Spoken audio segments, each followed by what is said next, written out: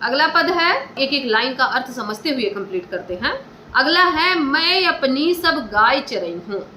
अपने माता जी से झगड़ा कर रहे हैं, जैसे अब बच्चे झगड़ा करते हैं ना कि हट कर रहे हैं, बाल हट, जैसे बच्चे हठी होते हैं, जिद्दी होते हैं, मुझे ये चाहिए तो चाहिए, ऐसे ये भी जिद कर रहे हैं, अपनी माता जी से हट कर रहे हैं। सूरदास जी कितना अच्छा वर्णन किए हैं, इसको आप लोग देखिए और देखने के साथ साथ इस पद को याद भी कीजिए, क्योंकि याद करने से काफी कुछ अर्थ क्या होता है आपको अपने आप ही याद हो जाता है।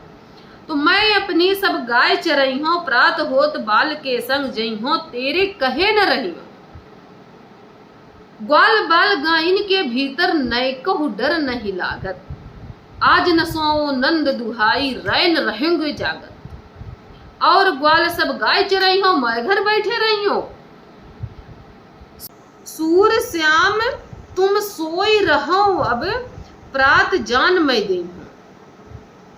तो क्या कह रहे हैं, अपनी माता जी से जिद कर रहे हैं, हट कर रहे हैं, मैं अपनी सब गाय चरई हूँ। भाई नंद बाबा राजा हैं, तो राजा का बालक राजकुमार, अब सोचिए कि बालक कह रहा है कि मैं अपनी सब गाय चरई हूँ। हे माता जी, माता यशोदा से कह रहे हैं कि हे माता, मैं अपनी गायों को चराने जाऊंगा। प्रात होत बल के संग जई हो, तेरे कहे न रही हो। प्रात माने सुबह होते, बल माने दाऊ भैया के साथ, बलदाऊ यानी बलराम जी के साथ। प्रात होत मैं दाऊ के साथ, दाऊ भैया के साथ मैं गाइया चराने जाऊंगा, तेरे कहे माता, तुम्हारे कहने से मैं रुकूंगा नहीं। ग्वाल बाल गाइन के भीतर, ग्वाल बाल यानी कि जो उनके साथी हैं, जो उनके सखा हैं, और गायों के भीतर मुझे तनिक सा भी डर नहीं लगता है। आज न सो नंद दुहाई, उनको लग रहा है कि मैं रोज सो जाता हूँ, सब लोग चले जाते हैं, मैं नहीं जा पाता हूँ, इसलिए मैं क्या करूंगा कि आज मैं सोऊंगा ही नहीं, आज मैं जागता रहूंगा, देखते हैं जब सब लोग जाते हैं तो मैं भी जाऊंगा।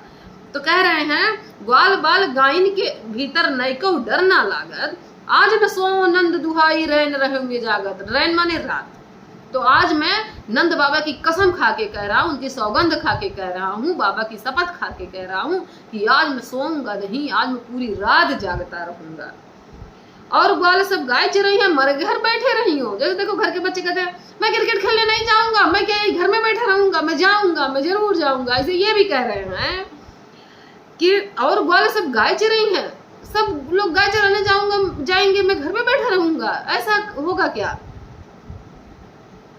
सूर श्याम तुम सोई रहो, माता जी कह रही हैं, हे कान्हा अब तुम सो जाओ बच्चा, सुबह होगी तो हम तुमको गाय चराने भेजेंगे, जरूर जाना तुम, अब सो जाओ।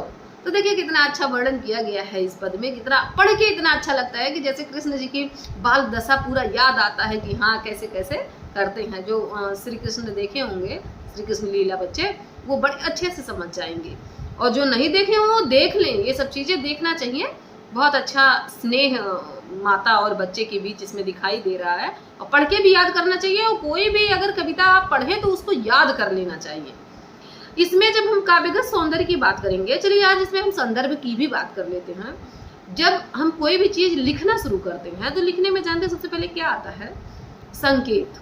अब संकेत में क्या होता है कि जितने हम एक दोहे का, एक पद का जो हम जा रहे हैं अर्थ लिखने, उसमें संकेत क्या करेंगे कि शुरू का 2-3 वर्ड, जैसे क्या, मैं अपनी सब गाय चरई हूँ, पहली लाइन है, तो मैं अपनी सब गाय इतना करके डाट डाट डाट डाट आप डाल दीजिए, और नीचे की लाइन जो है प्रात जान मैं दई हूँ, इतना पीछे डाल देना चाहिए। संकेत मतलब कि हम इतने का वर्णन कर रहे हैं। अब जब इसमें आती है संदर्भ की बात, नेक्स्ट जो आता है संदर्भ, रिफरेंस, उसमें हम क्या करेंगे कि सबसे पहले कहेंगे कि यह पद हमारे पाठ्यपुस्तक हिंदी के सूरदास के पद नामक पाठ से लिया गया है, जिसके रचयिता सूरदास जी हैं। और जब इसके बाद हम इसकी जो व्याख्या करेंगे, व्याख्या हमने आपको पढ़ा दिया है, व्याख्या पढ़ाने के बाद इसमें जो काव्य की जो सुंदरता बढ़ा रहा है, काव्य माने कविता, जो इसकी सुंदरता बढ़ा रहा है, उस सुंदरता पे हम लोग चर्चा करेंगे कि क्या क्या इसमें बातें कही गई हैं। अब सुंदरता बढ़ाने में कौन कौन चीज आती हैं, जैसे तो पहले यही हम लोग लिख लेंगे काव्य का सौंदर्य में बाल हट का वर्णन किया गया है। दूसरा हम लिख देंगे भाषा इनकी ब्रज है। आप सूरदास जी की जब पूरा पढ़ेंगे तो इनका क्या आएगा, ब्रज आएगा। शैली क्या है, मुक्तक है। छंद क्या है, गाया जा सकता है। गेयात्मक है क्योंकि सूरदास जी गा गा के ही अपना ये कविता लिखे हैं, अपना पढ़े हैं, भगवान को याद किए हैं, उनकी उपासना किए हैं, पढ़ पढ़ के गा गा के ही किए हैं, इसलिए ये गेयात्मक है। इसके बाद जो हमारा आता है रस आता है। रस में या तो भक्ति रस मिलेगा आपको, शांत रस मिलेगा और वात्सल्य रस। तो जहाँ माँ और बेटे के बीच या माँ और बेटे के बीच जब भी कहीं भी वर्णन होगा तो कौन सा होगा, वात्सल्य रस, क्योंकि ममता झलकती है। उसके बाद अगला आपका क्या आएगा, अलंकार आएगा। अलंकार आपका ज्यादातर आपको अनुप्रास देखने को मिलेगा और कहीं कहीं आपको पुनरुक्ति प्रकाश की भी झलक दिखाई देती है। Thank you.